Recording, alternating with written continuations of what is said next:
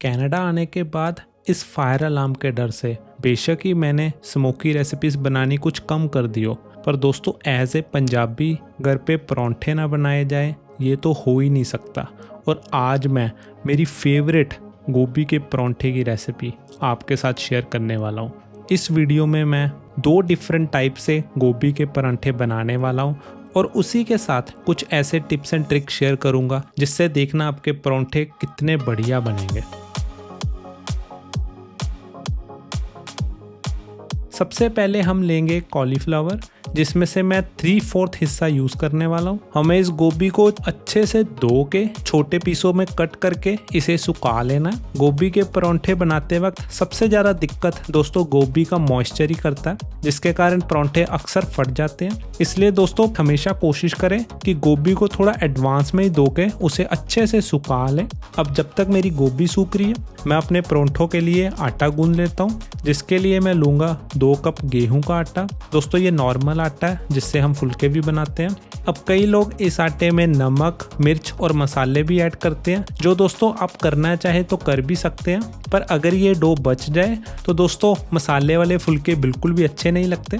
इसलिए मैं अपने डो में बिना कुछ ऐड किए ही इसे गूंद लेता हूँ। आपको यहाँ ध्यान देना है कि आपका डो ना तो ज़्यादा हार्ड हो और ना ही ज़्यादा सॉफ्ट, और इसके लिए मैं थोड़ा थोड़ा करके पानी ऐड करूँगा। 2 कप आटे के लिए आपको एग्जैक्टली 1.5 कप पानी की ज़रूरत पड़ेगी। अगर आप आटे के बारे में ज़्यादा जानना चाहते हैं तो मैंने अपनी फुलके वाली वीडियो में अच्छे से एक्सप्लेन किया था, जिसे आप यहाँ क्लिक करके देख सकते हैं। एक बार आपका आटा थोड़ा सा सेट होने लग जाए तो हम इसमें डालेंगे 2 टेबलस्पून तक ऑयल, जिससे कि इसकी चिकनाहट थोड़ी कम हो जाएगी। और अब इस आटे को एटलीस्ट 20 मिनट्स तक रेस्ट करने देंगे।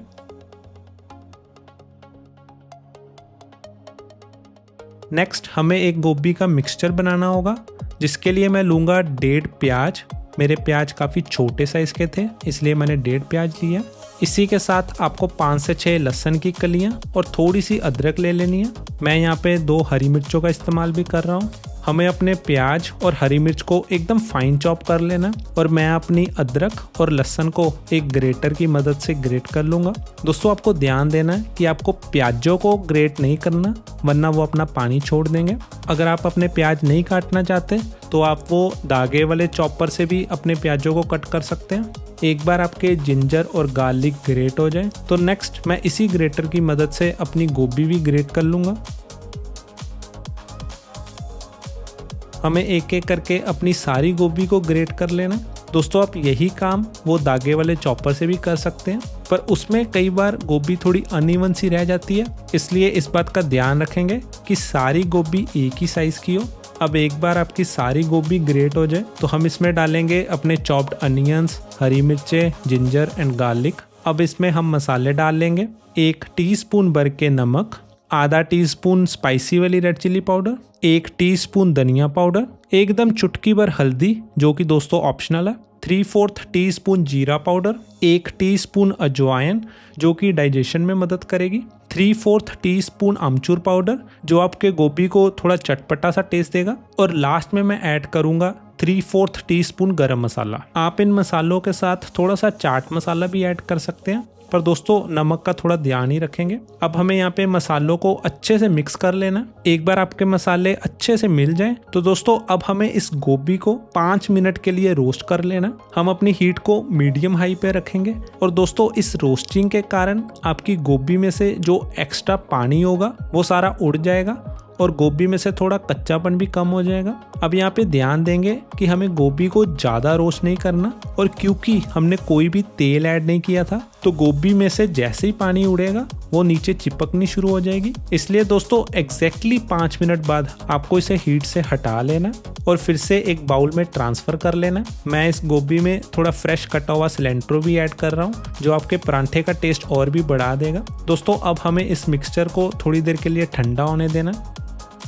एक बार आपका मिक्सचर ठंडा हो जाए तो अब हम परांठे बनाने के लिए रेडी हैं। पहली तरह के परांठों के लिए मैं डो में से थोड़ा सा आटा ले लूँगा और दोस्तों इसे अच्छे से राउंड कर लूँगा।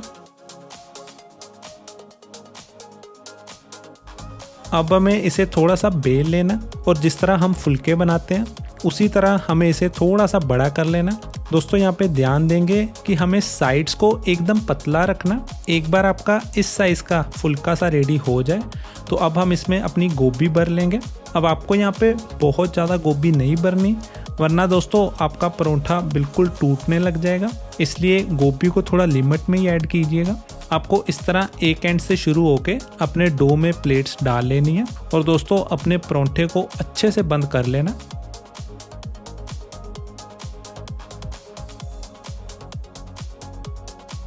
अब हम इसे एकदम सॉफ्टली बेलना शुरू करेंगे।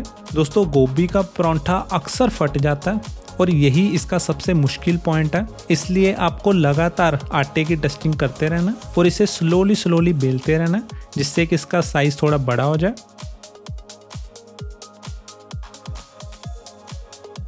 एक बार आपका परांठा रेडी हो जाए तो हम इसे मीडियम हीट पे सेक लेंगे। आपको अपने परांठे को पहले एक साइड से थोड़ा सा सेक लेना और फिर हम इसकी साइड चेंज कर लेंगे। एक बार आपके परांठे की दूसरी साइड भी थोड़ी सी पक जाए तो अब हम इस पर डालेंगे ऑयल, या आप किसी भी ऑयल, देसी घी या बटर का यूज़ कर सकते हैं। पर दोस्तों ध्यान देंगे कि बटर काफ़ी ज़्यादा स्मोक करता है, इसलिए मैं पर्सनली कभी भी बटर का इस्तेमाल नहीं करता। एक बार आप ऑयल को अच्छे से स्प्रेड कर लें तो अब हम इसे फिर से पलट लेंगे और दूसरी साइड भी ऑयल लगा लेंगे। हमें अपने परांठे को दोनों तरफ से अच्छे से सेक लेना और ये सारी कुकिंग हमें मीडियम हीट पे ही करनी है, जिससे कि परांठा और उसके अंदर की गोभी अच्छे से पक जाए। और दोस्तों इसी के साथ मेरे पहले टाइप का परांठा पूरी तरह रेडी है।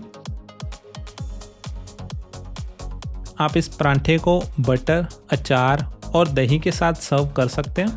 इस स्टाइल के परांठे काफ़ी पतले और क्रिस्पी बनते हैं, पर दोस्तों इस स्टाइल में टूटने का डर भी थोड़ा ज़्यादा रहता है। तो अगर आप इस तरह परांठे नहीं बना पाते तो आप मेरे दूसरे मेथड से बनाने की ट्राई कर सकते हैं। अब दूसरी तरह से परांठे बनाने के लिए आपको एकदम थोड़ा सा आटा लेना है और इसे फुलके की तरह एकदम पतला बेल लेना है। दोस्तों इस तरह परांठे बनाने में आपको ध्यान रखना है कि आपका जो ये फुलका है एकदम पतला होना चाहिए। एक बार आप इसे रेडी कर लें तो हम इसे साइड पे रख देंगे और अब एकदम इसी तरह का एक दूसरा फुलका बना लेंगे।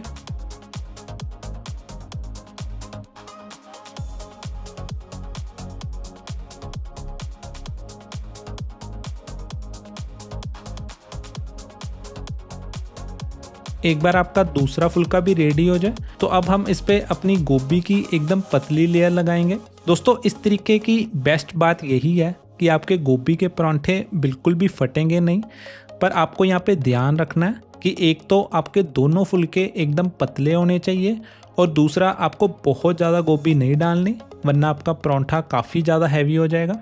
एक बार आप गोभी को अच्छे से स्प्रेड आउट कर लें तो आपको अपने दूसरे फुल्के को इसके ऊपर डाल के इसकी किनारियों को अच्छे से टाइटली बंद कर लेना। आप इस तरह किनारियों को फोल्ड भी कर सकते हैं, पर दोस्तों किनारियां अच्छे से बंद होनी चाहिए, वरना आपका परांठा पकते टाइम ही बिखर जाएगा।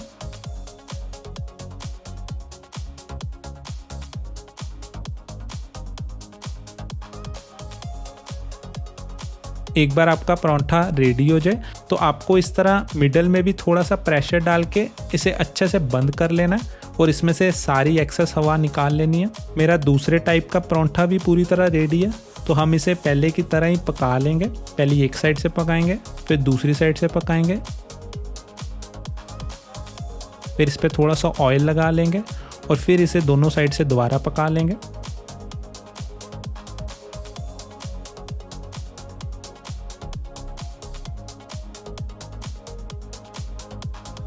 और दोस्तों इसी के साथ मेरे दूसरे मेथड का परांठा भी पूरी तरह तैयार है। अब जिन भी लोगों के परांठे टूट जाते हैं या फट जाते हैं वो दोस्तों ये दूसरी तरह का परांठा ट्राई कर सकते हैं।